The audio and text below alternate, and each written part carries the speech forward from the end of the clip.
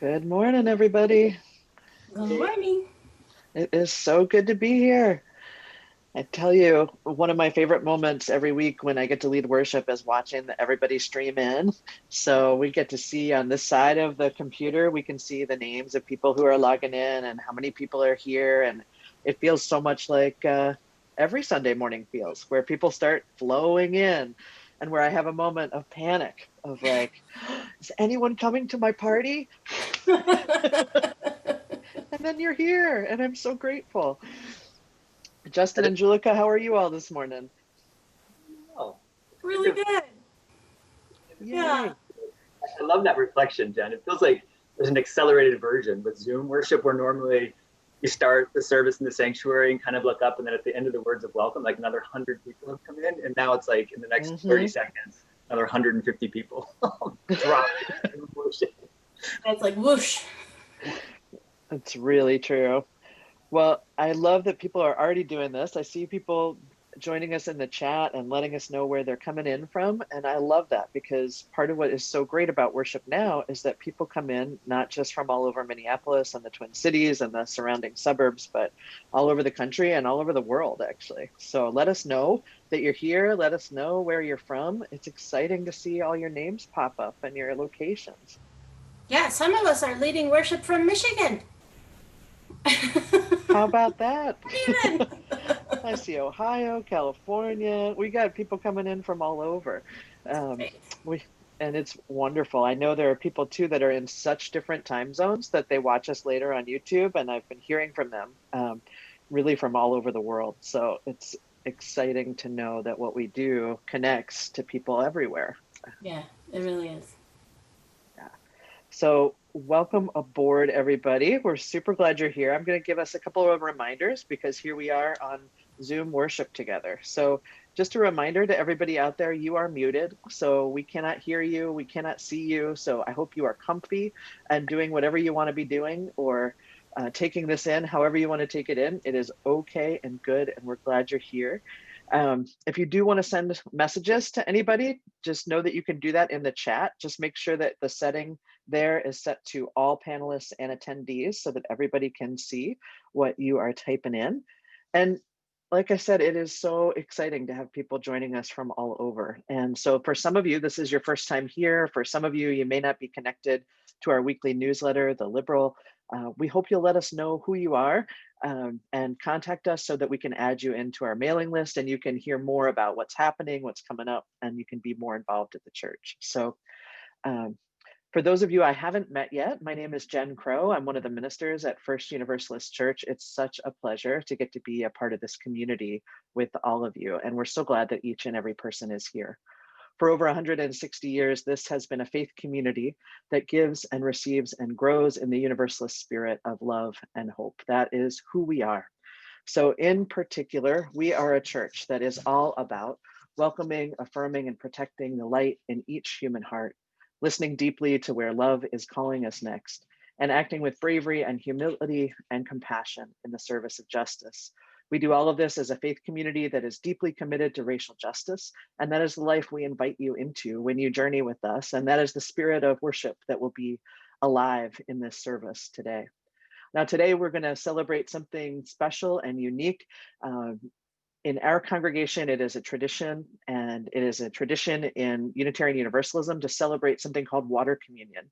This is a time where symbolically sometimes and actually tangibly, truly, sometimes we bring our water from different places that are special and sacred to us. We bring it together and merge those waters together as a way to remember that all of our individual lives and identities and experiences we bring are important and are part of this larger stream of life and love. So we will celebrate water communion today in a way that I would guess in 160 years we have never done before. So I'm so glad you can be here to be part of this important and new moment in how we live into this tradition that's been part of our faith community for so long. So I also just want to give you a couple of heads ups or announcements. So sometimes it happens in worship that something gets brought up in where you feel something stirring in you, some strong emotion or story or experience, or you don't even know what that you want or need to talk about with someone else. So I want to remind you that your ministers are here to listen, but also we're adding something new after the service today. Trained pastoral visitors from First Universalist are going to be available after the service in case you would like to talk to someone in a private conversation. So you will see the link come up at the end of the service along with invitations into coffee hour. And at that point, if you would love to talk to someone or you just maybe are feeling something and you want to explore it privately with somebody who can listen, just know you can click on that pastoral visitors link and you will be connected to someone for a one-on-one conversation. So that's new this week and we're excited to be able to offer it. You might remember our pastoral visitors used to sit out in the narthex after the service so people could connect there. So we're extending that to this Zoom time as well. Also today, right after church from 11 to 1, there'll be a pickup of religious education supplies for any families who have kids kindergarten to ninth grade. It'll be happening today, Sunday, 11 to 1, and again next Saturday from 11 to 1. If your kids are registered for religious education classes, we hope you'll come by and pick up those supplies. If you haven't registered yet, there is still time to do so. Please do, and then please come do the pickup. And even if your kids are not going to be attending the virtual classes, we will be posting really fun and active activities and creative things for you and your family and the kids to be a part of. So we hope you'll still register and still come on by to pick up the supplies if you can. And finally, we know that many of you are looking for ways to bring your Unitarian Universalist values to bear in the upcoming election. There are lots of ways to get involved and to bring, like I said, our values to the forefront. You are not alone. So many folks are looking for ways to connect and be a part of this really important election. So I want you to put on your calendar September 21st at 7 o'clock as an opportunity to meet with other First Universalist folks to UU the vote. So please mark that time and keep it. There'll be announcements, like I said, in the Liberal as we go. Also today, after the service, there'll be 2 virtual coffee hours that you could be a part of, one for Black, Indigenous, multiracial, and people of color, and another gathering that is open to people of all identities. Just go to our homepage and click on Sunday Worship, and you'll see the coffee hour links there. You'll also see the link, like I said earlier, for pastoral visitors if you'd like to talk to someone. So that is all my announcements for today. So let's settle in. Let's settle in for this time of connection, for this time where we might find comfort and challenge, and to know we are part of something so much larger than ourselves. So I'm going to invite us to breathe together. 3 deep breaths in any way that is comfortable for you. I'll tell you how I do it. I just settled my feet firmly on the floor. And I am feeling the carpet with my toes because I don't have to wear fancy shoes in worship anymore. So I've got my feet on the ground. I've got my hands on my knees. I'm going to roll my shoulders up and drop them down. And I'm just going to take 3 deep breaths. So a big full breath in, and I'm going to let it out really slowly.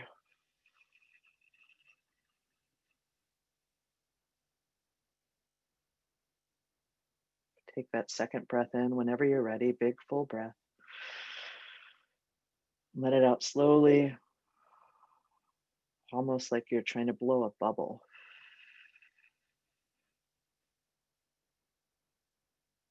And one more whenever you're ready. Let it out nice and slow.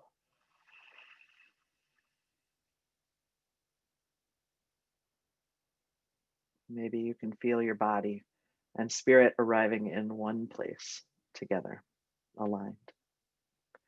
So I invite you now, if you have a chalice nearby or a candle to light, or if you just want to light it in your heart, to go ahead and grab that and light that flame as together we say our chalice lighting words with Lucia and Sienna.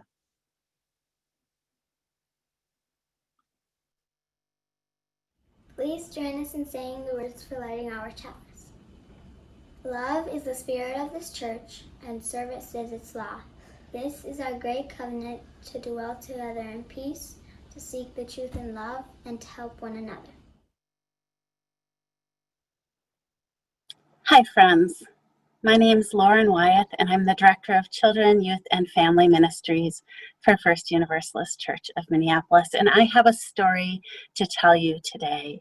A story from, maybe a year ago, which seems so far away now, at a time when we were gathering at First Universalist Church to celebrate water communion. And one of the younger people that had arrived to church that morning had an older person that they came to the church with, and they, as they were waiting for the service to start, asked their older friend a question. They said, "Hey, why do we celebrate water communion ritual every year? And as a matter of fact, why do we come to church every Sunday?" And the older friend thought for a moment, looked at their watch and realized there was plenty of time before things were going to start, and said, "Hey, come on with me. I have a way to tell you the answer to this question." And they headed down to the church kitchen next to the social hall, and it was bustling. Things were happening, but they made their way in, and the older friend found a stool for the younger friend to sit on, rather near that big giant stove that we have. And they pulled some giant pots out of those big metal cabinets and filled them nearly full with water, set them on the stove, and turned on the burner beneath them. And then they rustled in the big church refrigerator, and out they pulled 3 things. 1, a raw egg. 2, a raw potato. And 3, some coffee ground. And one by one, they dropped these things into the waiting pots. And then, as the water boiled, the 2 friends got to talking, and they had probably a 20-minute long conversation that covered a lot of topics, including baby geese and Legos and Daniel Tiger and egg rolls and questions about whether magic potions are for real or whether they're just imaginary. And when there was a break in the conversation, the older friend said, "Hey, I think we have our answer. I think it's ready." And first of all, they pulled out of one of the pots the egg. And they said, "The love and support and challenges and encouragement of our congregation are like the water in these pots. And some of us come here to church like an egg. We are fragile and easily broken, but we are filled with promise. For the eggs, the water helps them become stronger and more able to withstand the hard knocks of life. And when those hard knocks then come, because they always do, then those eggs are able to sustain the hit and still remain whole inside." And then they continued on. They said, "Some of us are like a potato. We come in tough and unrelenting and not really easily able to let things in, but the water helps the potatoes become softer and more able to open up to the good things in the world. Like this potato became nice and soft. And now it can let in good things like love and new ideas." And lastly, some of us are like coffee. We arrive in one form, and the water changes us into something completely different and better than we were before.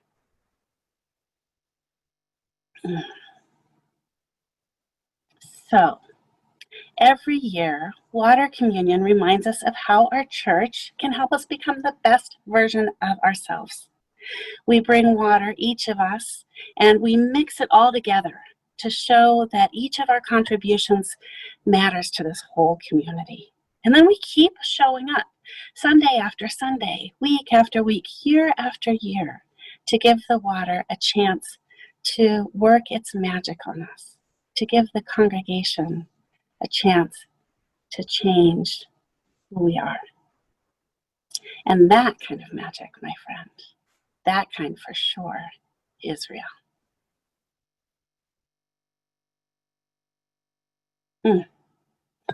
All right, my friends.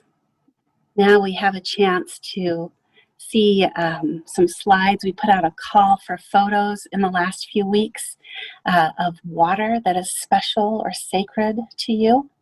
And in this slideshow we're about to see together, we'll virtually gather the waters from rivers, lakes, oceans, backyards, ponds, and puddles. Thank you especially to Franco Holder and his sister Tiffany for the soundtrack to the slideshow. Enjoy.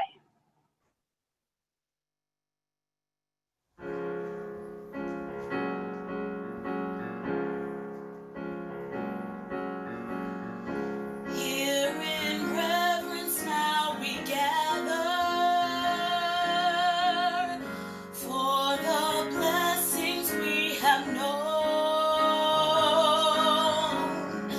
with a pledge to one another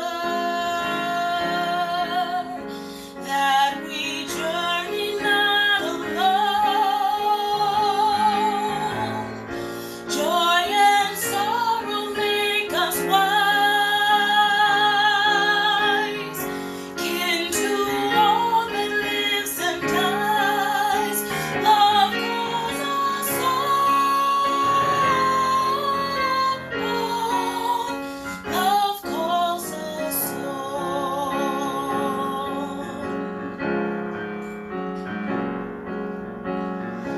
Words and deeds of those before us waken here to keep us strong. Lend our voices in the chorus of creation's living song. Courage bids us lift our eyes upward to the shining skies. Hope calls us on.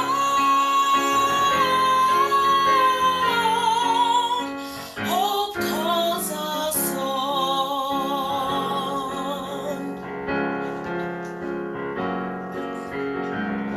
Loyal guides in love and duty, lead us with a trusted light. Blessed are they whose inward beauty shows the path of truth and right. Honor is the earthly prize. By their work we realize faith calls us on. Faith calls us on.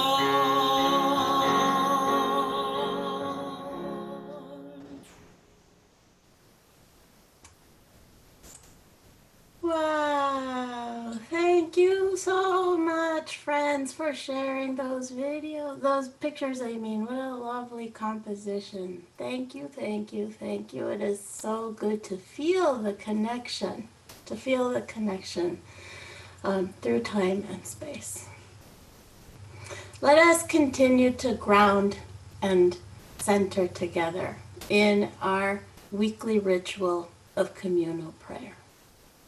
I invite you now to move your body, to be more in your body, to continue to feel those good feelings. I'm sure you have some because I have some from those lovely pictures. And to breathe, to be here.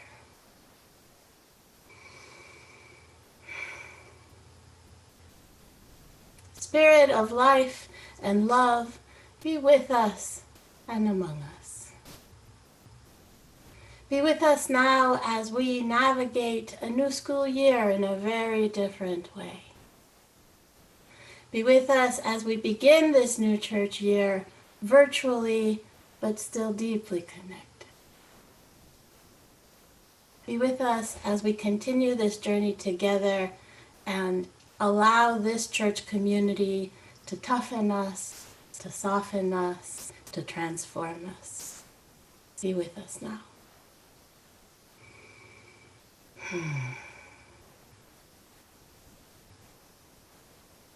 In this community, there is room for everything that's happening, the good and the hard, joy and woe. And every week we take a moment to share what is happening in our lives through the chat. And so now I invite us all to share the challenges so that the burden is lightened, so that this community can hold the challenges with you. Tell us, friends, how is it? And yes, please be sure to set your chat to all panelists and attendees so that everyone can share and so that everyone can help you help you hold the energy. How's it going, friends?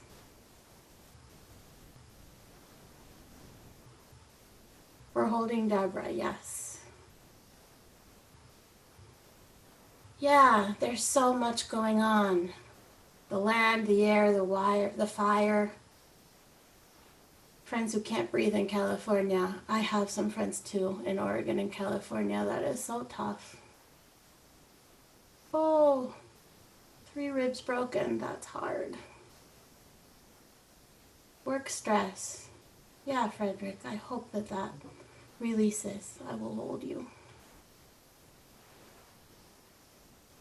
Oh, having to say goodbye to beloved pets.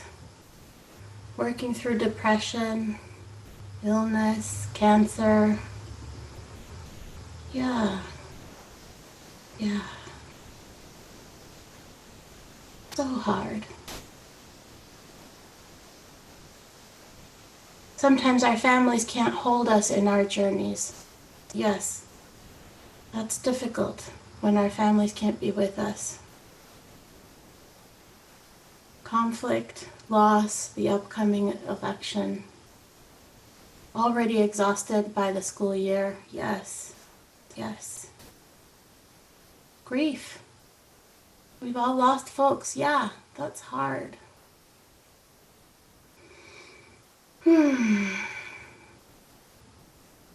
Yeah, living alone can be lovely and difficult sometimes. Absolutely. We are holding so much.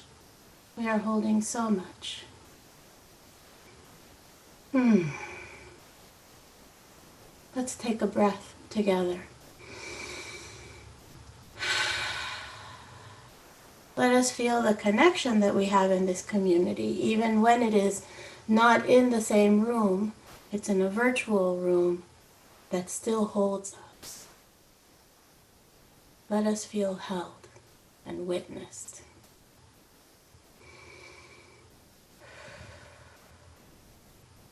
And let us also share the joy. Let us share what is going well. Both and, right? It's hard and it's beautiful. Brutiful, I've heard it said by Glennon Doyle, I think. Brutiful. So let's hear, how is it working? What is the good news, please? Basil plants, yes. Recovery from illnesses and surprises. Negative COVID, we like that. Thank you. Making music. A dog snoring at your feet, yes. Hummingbirds, yes. Your son teaching you how to hula hoop, that is awesome. Hugs, biking, sunshine, a little more warmth again before it gets really cold. Friends, a TV show, a new TV. Oh yes, that is wonderful. You can see us on a bigger screen. Friends bringing meals. Good news. The spiritual circle. gratitude for our children, spending times in Arizona, rain in Colorado, or maybe snow, precipitation. Yeah, and the world is filled with conflict, but conflict is necessary for change. Yes. Grateful for teachers, lots of fledgling birds, 3 dogs that needed to be evacuated. So much love. Oh, this is moving so quickly. I wish I could read these all. So good. Yes, gratitude for the teachers doing a completely different job and doing it so well. Thank you, teachers. Thank you, thank you, thank you, thank you, thank you. Grateful for students. Yes, teachers can't do much without the students, right? Absolutely. Yes, absolutely.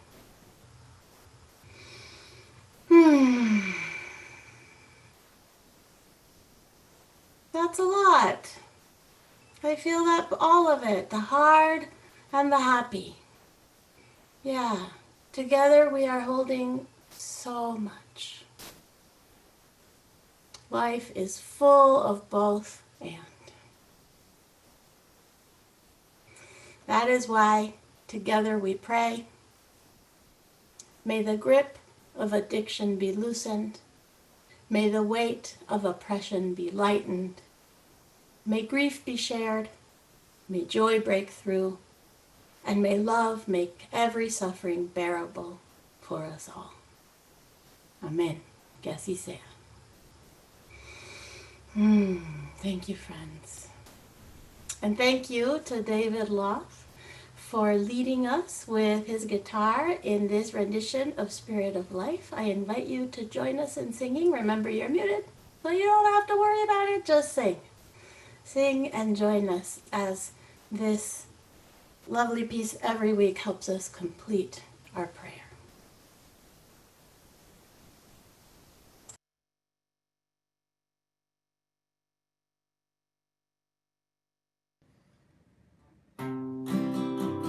Spirit of life, come unto me.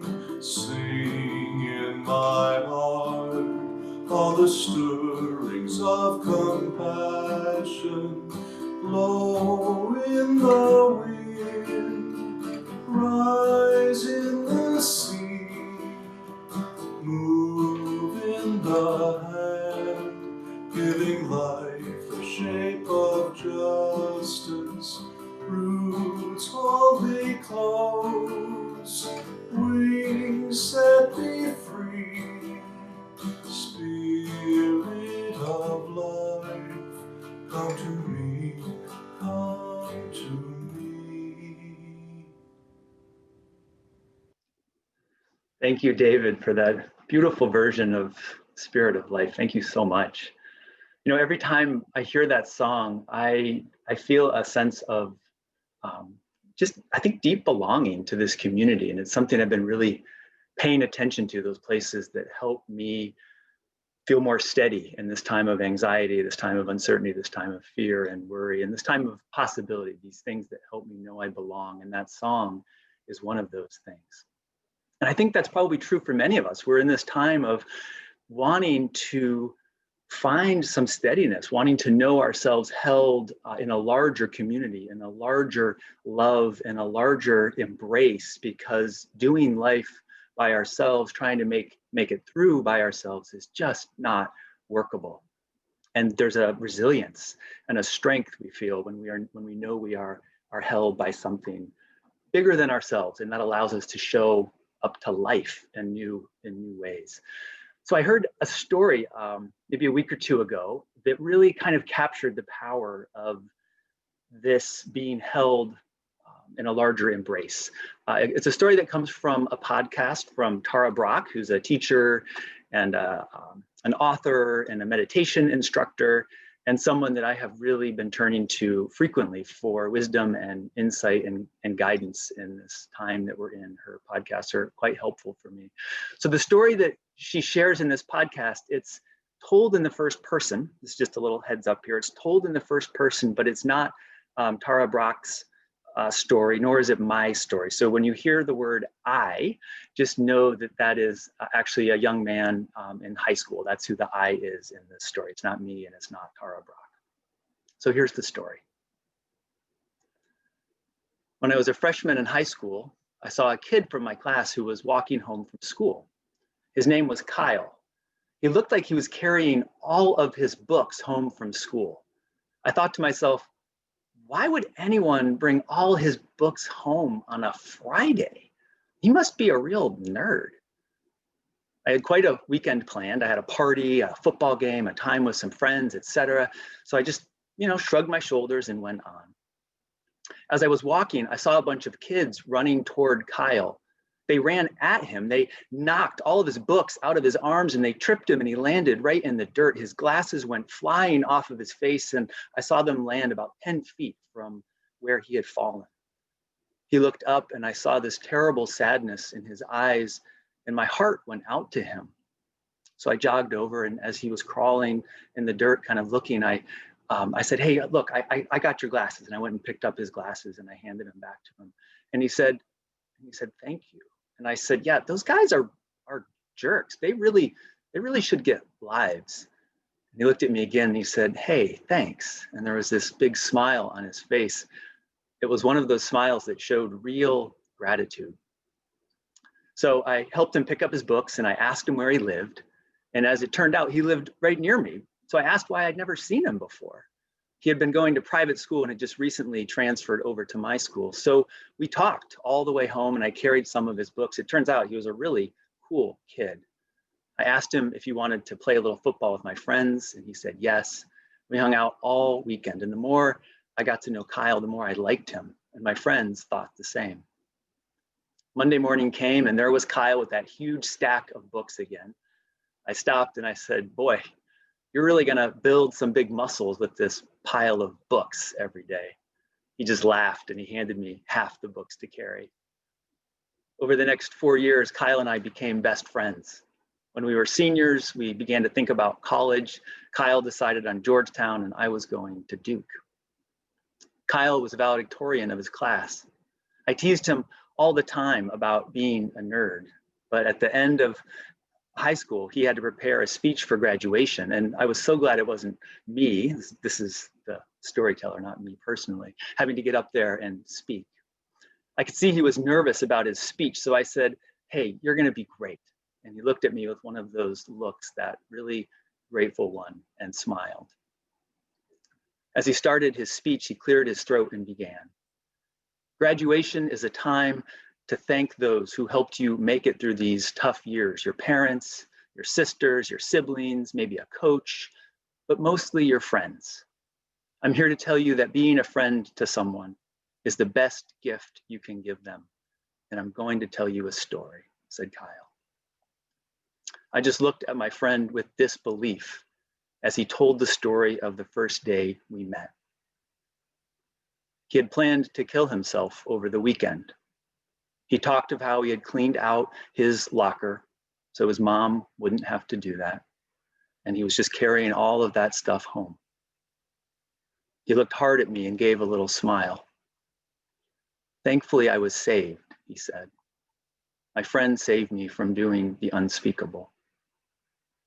I heard the gasp go through the crowd as this well-loved boy told us all about his weakest and hardest, most vulnerable moment.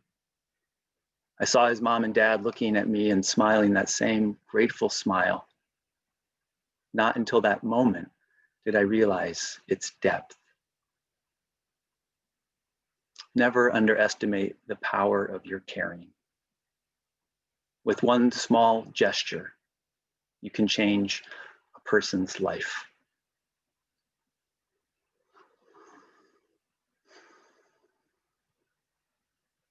And before I continue, I want to acknowledge both in the chat and just in this congregation, I know there are those of you who have been impacted directly by the loss of a loved one to suicide, or have struggled with suicidal thoughts or depression. And I want to be very clear that we can hold that, will hold that with you. We are here for you and absolutely want you to reach out to us so we can accompany you. In this story, it reminds us that we don't always know the impact of our gestures, of our kindness, but one small gesture can really change, can touch, can impact a person's life. This is so worth remembering right now as we are living in these trauma-filled times, these times of hurricanes and wildfires, these times of deep concern about our democracy and our country and our children and racial justice. The waves of grief and worry and anxiety, they wash over us daily. We are living in times when care and kindness are needed more than ever. These small gestures can change a day, a week, even a life. So as we gather this morning, may we remember that we are held in a larger community of care, a community that isn't afraid of the complexities of this time and all that comes with it, all of the emotions that roil up in us every single day. May we remember we are held in that community. And in the midst of that reality, may we symbolically link arms with one another. May we take a deep breath, and may we ride the waves together. May it be so, and amen.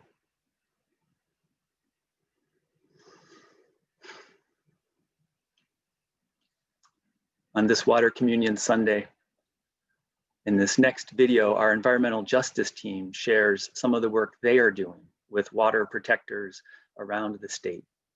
Together, they are pushing back against Enbridge Pipeline 3. Let's watch this video together.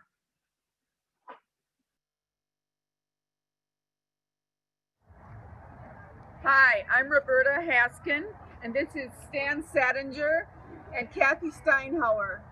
We're members of the Environmental Justice Team, and we're here at the Minnesota Pollution Control Agency to participate in the water relay.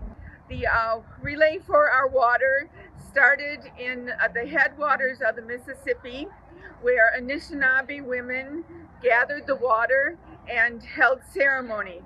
The water will travel by foot, by bike, by paddle, and sometimes by car along the proposed Route 3 through the Twin Cities in southern Minnesota and eventually return to the headwaters during the wild rice season. The relay for water is to raise awareness of the sacredness of water, the resistance to Pipeline 3, the indigenous rights and treaties, and the missing and murdered indigenous women.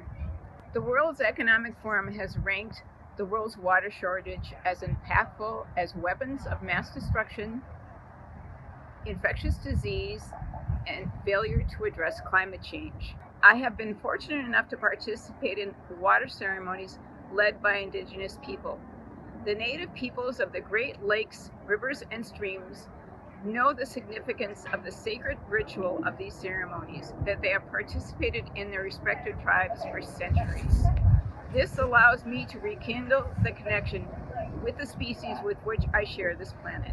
First Universalist was invited several years ago by Minnesota Interfaith Power and Light to apply to become designated as a water protected congregation. Our ministers have been very much at the forefront of water conservation and water acknowledging the importance of water in such things as B'nai Makaska, the renaming of the lake.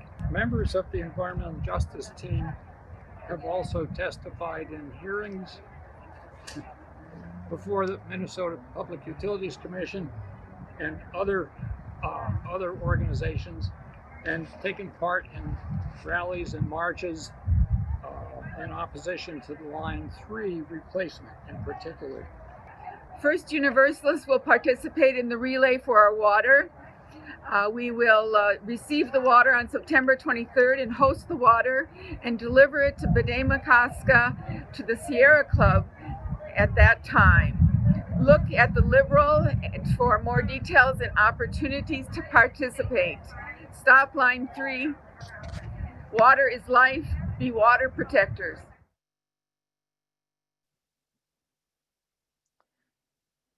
It is so good to see your faces, to hear your voices. Thank you, First Universalist Environmental Justice Team, for adding our voices and our presence to the coalition of water protectors across the state and around the world. I'll tell you this image of our church as one link in a line, one team in this relay to protect the water as it heads down from the Mississippi headwaters, blessed by indigenous peoples of this land. This image of our church as one link in this line of protection and care has really stuck with me.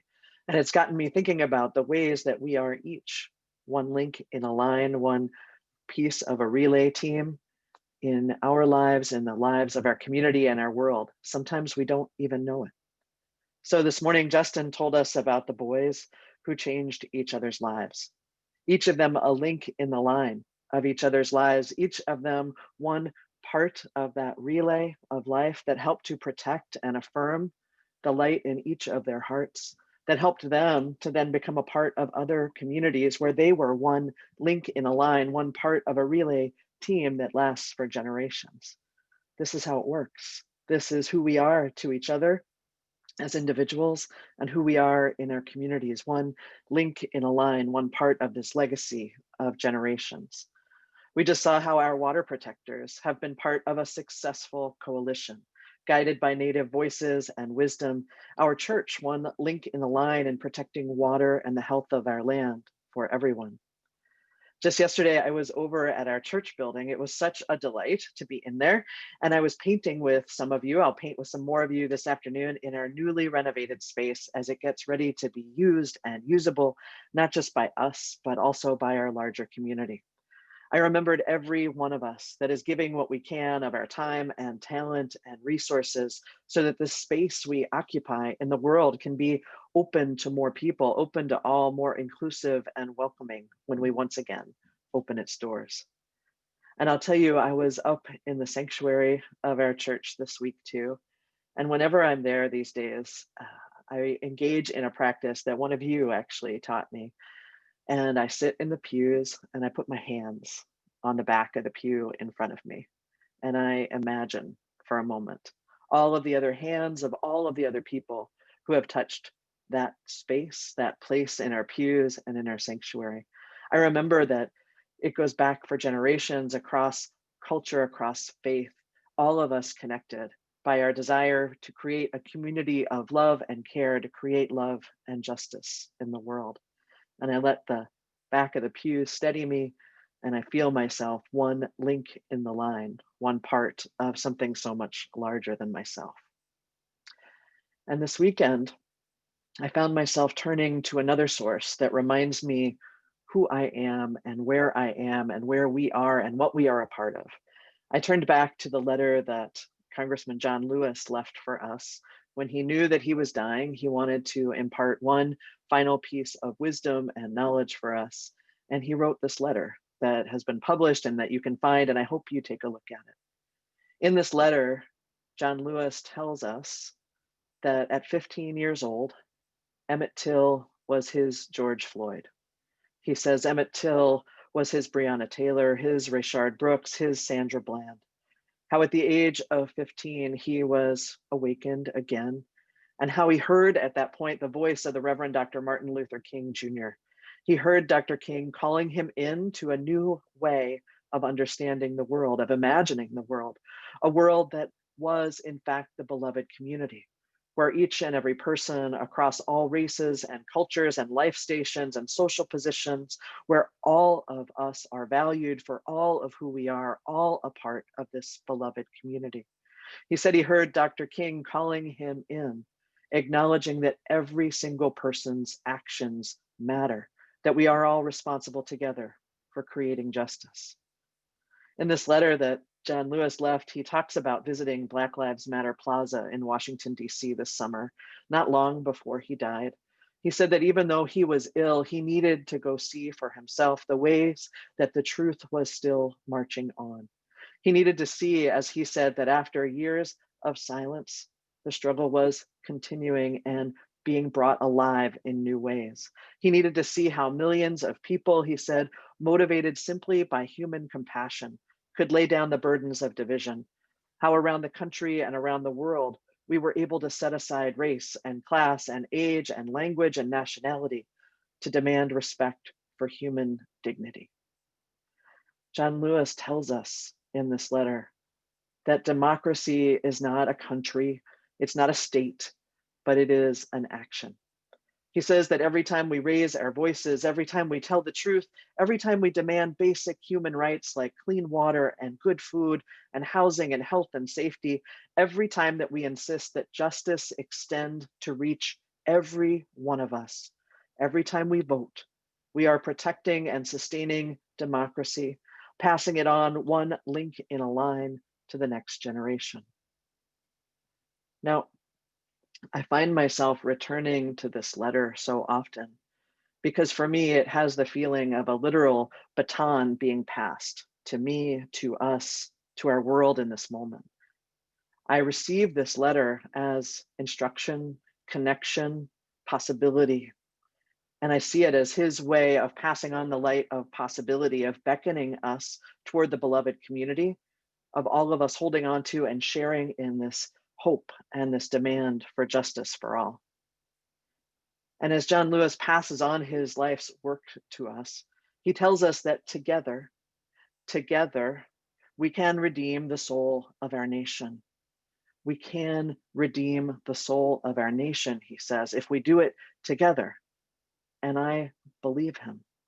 Even in the moments I feel helpless or hopeless about the state of the world or the state of our country, I can hear his voice calling to me, saying, together we can redeem the soul of our nation. And this together, it's not just us right here, right now. This together stretches back through the generations, all the way back to anyone who ever imagined a world where everyone was welcome and wanted and loved and whole just the way they are.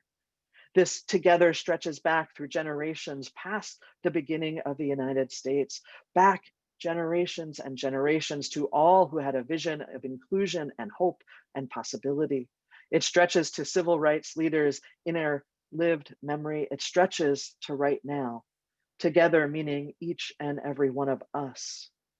Together meaning also those we will never meet, generations we will pass this baton on to, us one link in the line, times we will never see. Together, all of us, one link in the line, one generation connected to the next. Each of us doing what we can to hold up the hope, to live into the possibility of the beloved community where each and every one is welcome and wanted and whole and holy. This is the together that I believe can redeem the soul of our nation, that can help us hold on when times are difficult, when it is hard to believe in what good might be coming next. So I remind us today, each of us one link in a line, a long, long line that stretches back through the generations farther than we can see, and I pray stretches forward too into a future we cannot yet imagine. Our hands are held. Our hands are held, our arms are linked, our lives are dependent one on the other. And even now, when we can feel so alone, when many of us are isolated, the ancestors are with us. The ancestors are with us always, telling us that they too lived through unbelievable, sometimes feeling unbearable times. Our communities are here now, reminding us of the hopes we share, the possibilities that we can create together. And the next generations, they are there too, beckoning to us, trusting that we will do our part and not let the light go out, that we will hand on this world, we hope, with a little more kindness, a few more open doors, a little more justice than the way we received it. We are part of something so much larger than ourselves and so much larger than our individual lives. We dream a dream together that is bigger and bolder than anything that can be achieved by one person in one lifetime, and so we must do it together. Each of us one part of a line, a legacy, a legion of courage, I like to imagine, held by a love that will not let us go. This is who we are. So today, as we symbolically merge the waters of our many lives together, may we know our place in this mighty stream of life and love, this hope, this beloved community that beckons us on, that holds us as we struggle, that opens us and transforms us. May we know ourselves held by this giant love that is so big it will not let any of us go, any of us, generation to generation to generation. May it be so. Amen.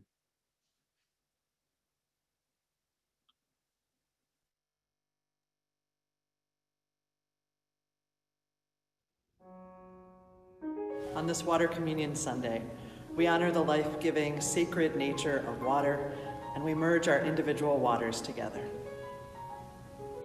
We remember who we are through ritual and word.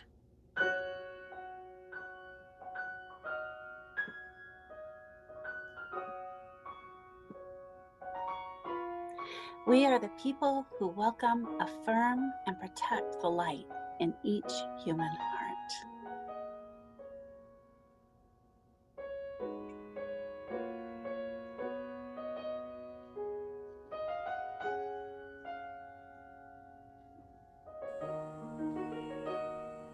Who listen deeply to where love is calling us next.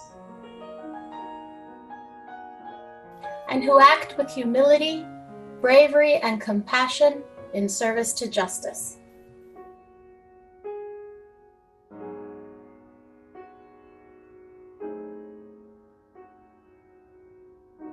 Water teaches us about life's sacredness and inevitable changes. As water rushes, meanders, evaporates, rages, cleanses, and nourishes the earth.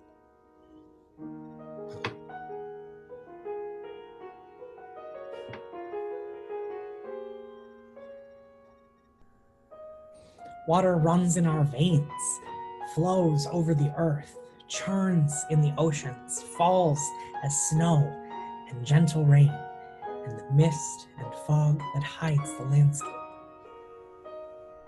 Like water, our lives also know many shapes and pathways. We experience seasons of grief, delight, joy, confusion, and so much more as we ride the waves of life.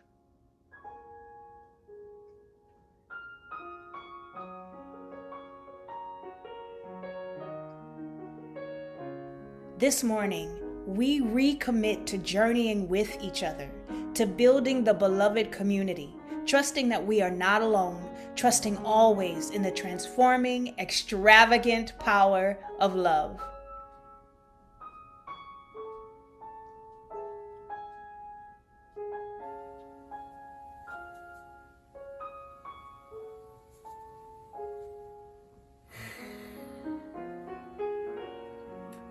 We merge these waters, offering this blessing. May we live like a river flows, carried by the surprise of our own unfolding.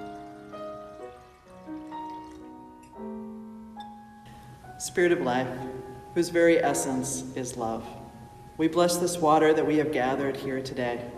We bless it and remember that we are born from, are held by, and return to the one great ocean, the source of unending love. May we know ourselves held by that love and feel the comfort of our connection together. May it be so. Amen.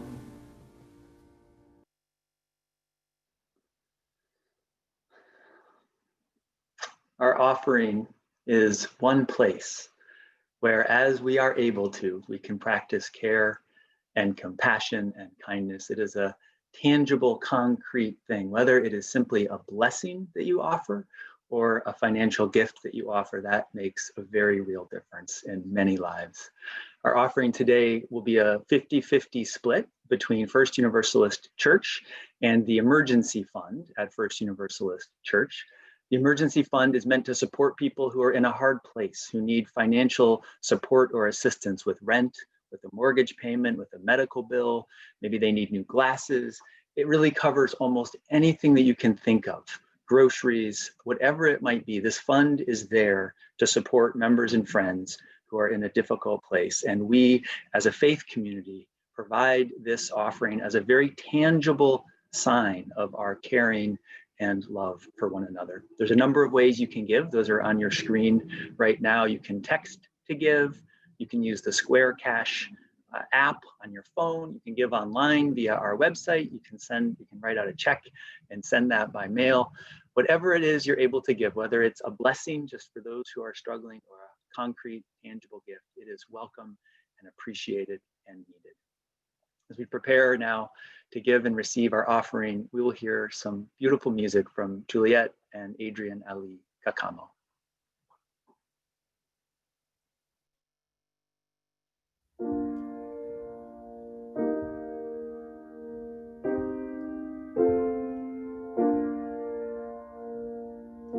Where you go, I will go, beloved. Where you go, I will go. Where you go, I will go, beloved. Where you go, I will go. And your people are my people. Your people are mine. Your people are my people, your divine, my divine. Where you lie, I will lie, beloved. Where you lie, I will lie. Where you lie, I will lie, beloved. Where you lie, I will lie. And your people are my people. Your people are mine. Your people are my people. Your divine, my divine. ¿Dónde vas, yo iré, querido? ¿Dónde vas, yo iré? ¿Dónde vas, yo iré, querido? ¿Dónde vas, yo iré?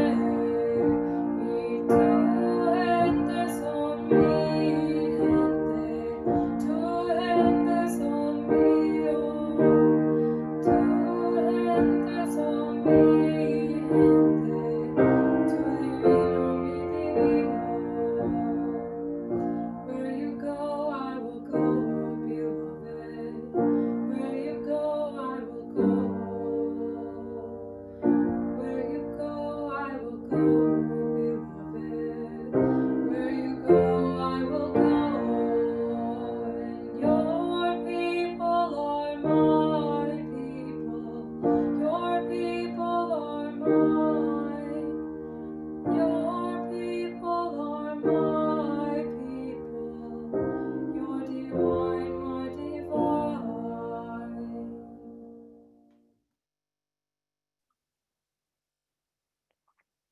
So good to see your faces, to hear your voices, Adrian and Juliet, and to hear that song. Your people are my people. We are in this together. So, friends, I just want to remind you, if you are hurting, whether it is emotionally, spiritually, financially, any of the ways, physically, please let us know. We want to be there for you. We want to be there together. So, as I said before, please reach out to any staff at church. Please click on that link that you'll see come up at the end of our service to speak with a pastoral visitor. If you are hurting, please let us know. We can carry each other through these challenging times.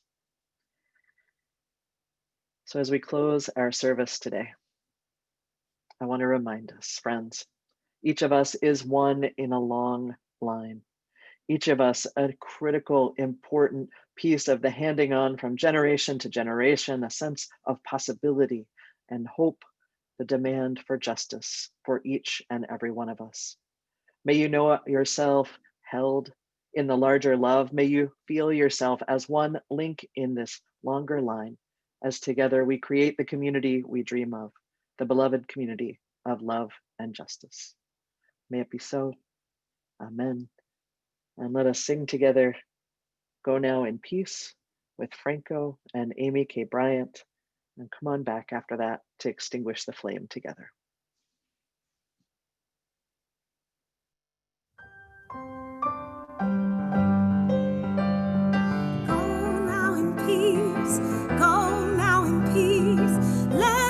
Spirit of love surround you everywhere, everywhere you may go.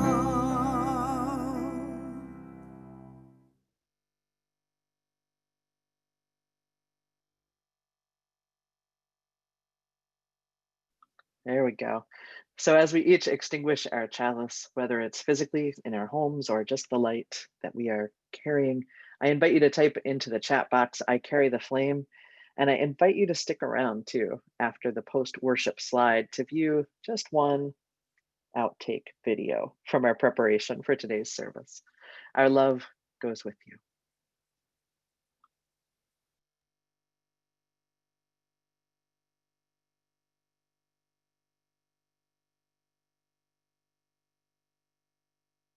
Go.